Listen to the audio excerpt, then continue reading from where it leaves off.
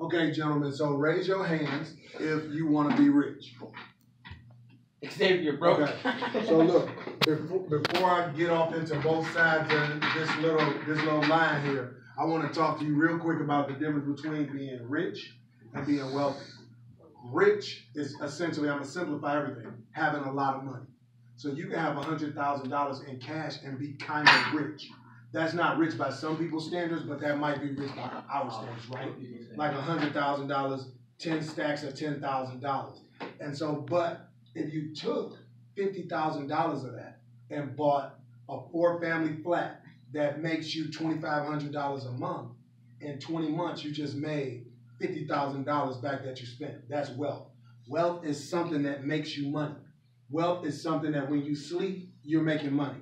That's what wealth is. When people talk about being wealthy, then you think about Oprah, you think about Michael Jackson, you think about Bill Gates, you think about some of the people who have acquired wealth.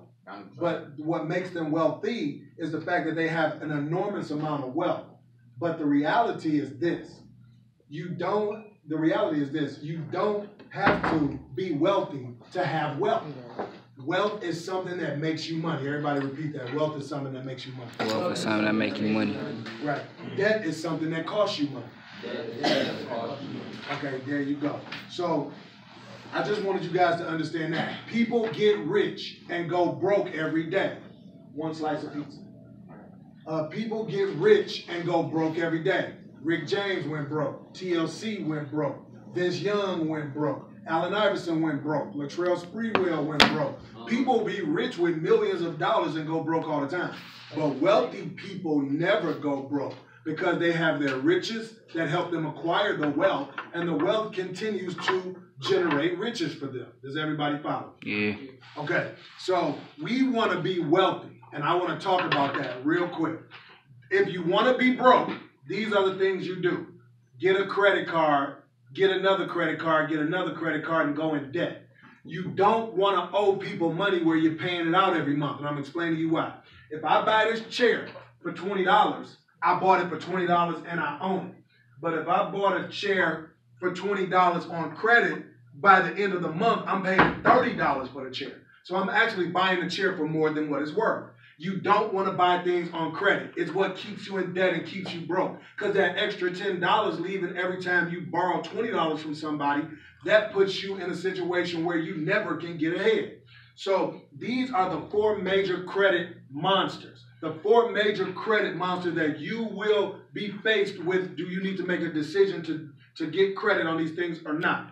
My suggestion to you is never borrow money unless you have a plan for that money to benefit you in more than just buying that thing. For example, if I bought a truck with a plow on it on credit and that plow shovels snow and makes me money, is that good debt or bad debt? Good. That's good debt because it can make me money. But if I buy me a Challenger and put some 22s on it and I hit a pothole and bend it and got to go buy another one, is that good debt or bad debt? Bad. That's bad debt because the car is going to cost you money. It's called a liability.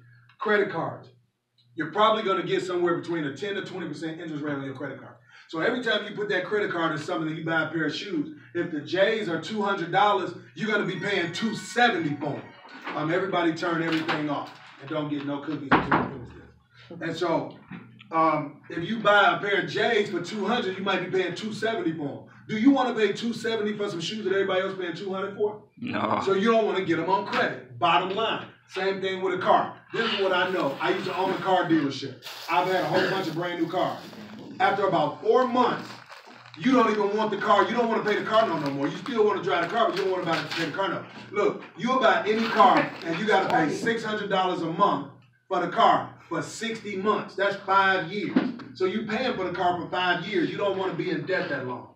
The same thing with college. If you have to borrow money to go to college and you have a plan for your degree, then by all means do so. But don't go into debt going to college just to come out and get a job to pay the loan back. You know, they make you pay that money back when you go to college. Exactly. So you want to make sure that you understand what you are doing. The same thing with a house. When you buy your house, do you know that if you bought a house for $100,000 and you paid for it for 30 years, you actually paying $300,000 for the house? You're going to buy the house for triple the amount of money. So all these people that you see with these nice houses that's paying a mortgage, they buying the house 3 times. just to live in this house on credit. So you go into the bank saying, please, I'm gonna fill out my credit application. Would you please let me live in this house that I can't really afford, so I'm gonna buy it on credit. I'm gonna give you $10,000 down, I'm gonna give you $2,000 a month. And they're gonna say, well, you gotta give me $2,000 for the next 30 years. That's the way it goes, period. Now you buying houses on 30-year loans. So you paying that money for the next 30 years of your life to live in this house, when you can just save up your money and you can buy your house cash and cash out on your house. Buy you a house for $20,000 or $30,000 and make that house work for you, make it as nice as you want, but it's yours and you're not paying that month. So if somebody paying over here paying $2,000 a month for their house, you buy your house cash, what can you do with $2,000 a month that you don't have to spend on bills? Put into buying more stuff for my house, like TVs like that. You can buy TVs, or you can start a business, you can invest your money, and you can make more money. Rich people own businesses.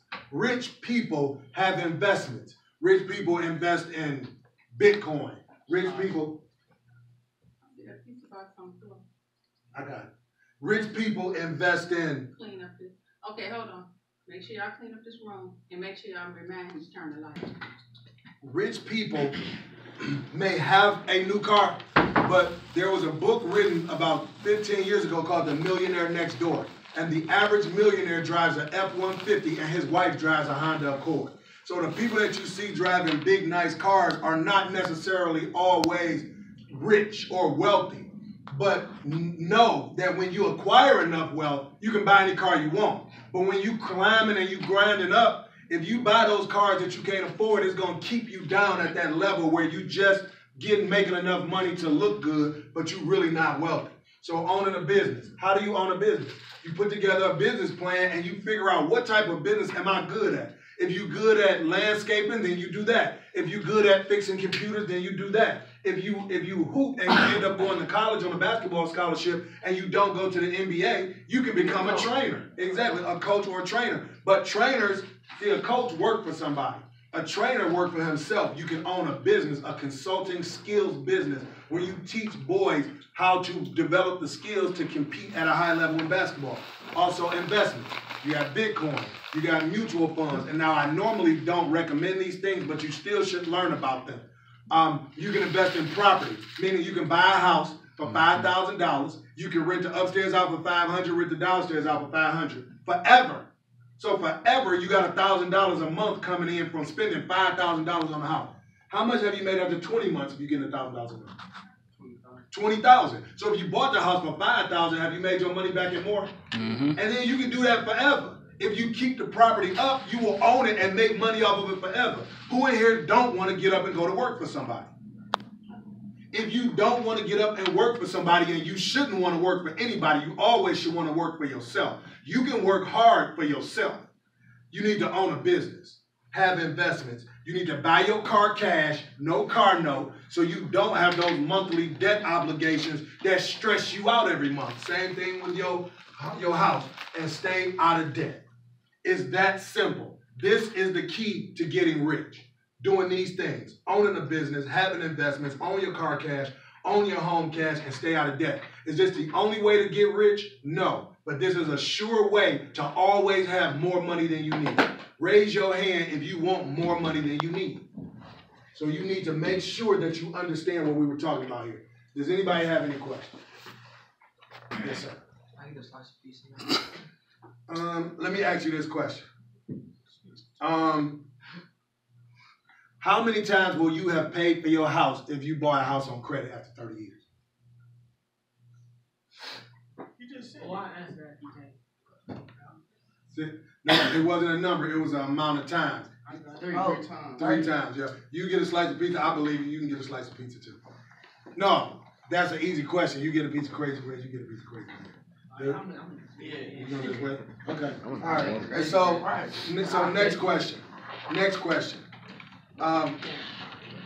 What is the criteria? What is the criteria for buying something on credit? What do you need to consider to buy something on credit? Go. Buying something on credit when it's time to pay that bill, you're gonna have to put in interest. Well, no, that's something to consider. But I want to know what determines if it's okay to get something on credit. Go ahead. Your annual salary a month? No, but that's a good answer. Go ahead. The price of what we're trying to purchase. No, I said something specific that determines whether something is good debt or bad debt. Go If ahead. it's gonna benefit you in the long run. It's gonna benefit you in the future. So since you don't want some pizza, you pick somebody to get your slice. Bro. Me. I'm hungry, bro. I'm bro. Right there in the middle. Yeah. There you go. So boom, there you go. I'm hungry, bro. Right, that got it. All right, so next question.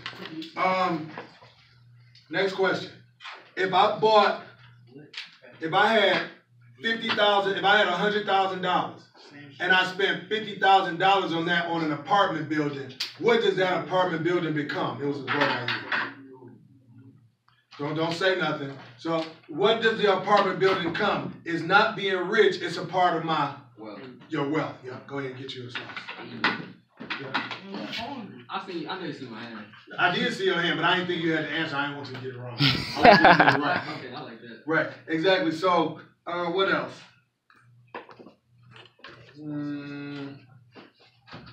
So what is the best? Name some of the investments that I just named. I got like 9 watches. Okay. Name some of the investments that I just named. Hold on. Let me see. Go ahead. Yeah, I can see you ain't know. Go ahead. You can invest in houses, flip houses. Go ahead, Google. That's the I don't want one. He said business. Crazy bread. Whoever get it can get crazy bread. You ain't get none yet? I Our business. I don't want it. Right. Let me get a business. You said Bitcoin. Yeah, property, Stock. Bitcoin, mutual funds, Yeah. stocks. Those are some of the things I named. You can can't you put money in the bank? You can put money in the bank. You shouldn't. Don't put too much of your money in the bank. I'm explaining you why. Banks only give you 1% interest on your money. If you got $10,000 sitting in the bank doing nothing, you had that $10,000 out and working for you. What about savings account?